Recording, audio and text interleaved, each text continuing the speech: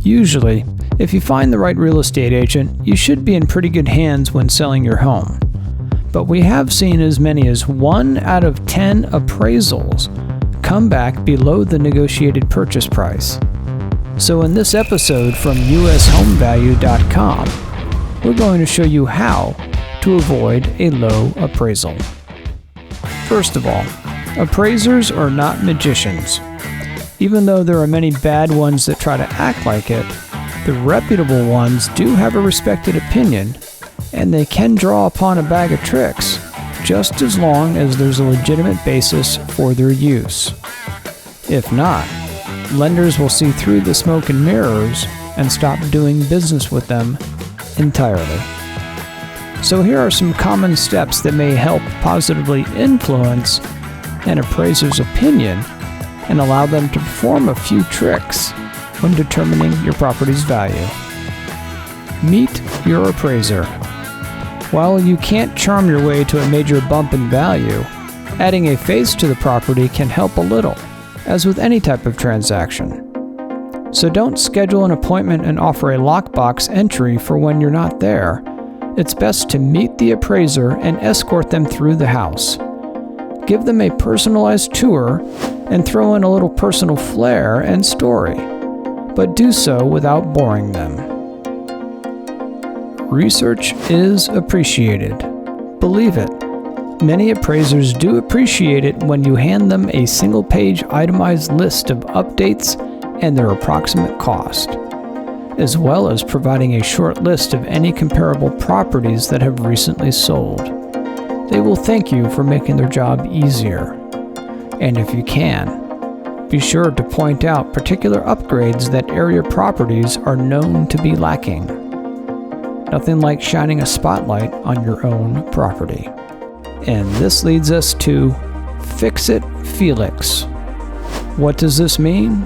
It basically means that you don't want your property to show signs of being distressed.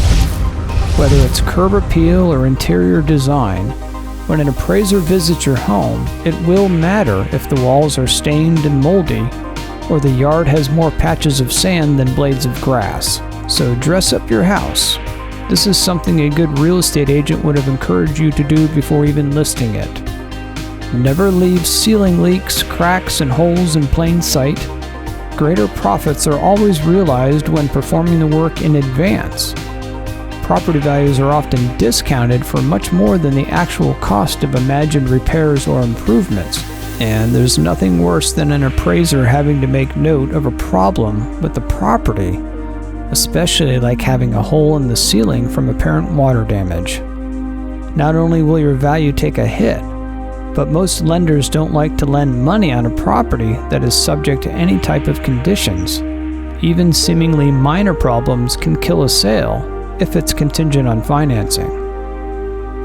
Also, simple things like a fresh coat of paint, window accents, and colorful flowers with new mulch can also influence an appraiser's opinion. This doesn't mean a huge windfall, but a few bumps of $1,000 here and there can quickly add up to 5-figure adjustments.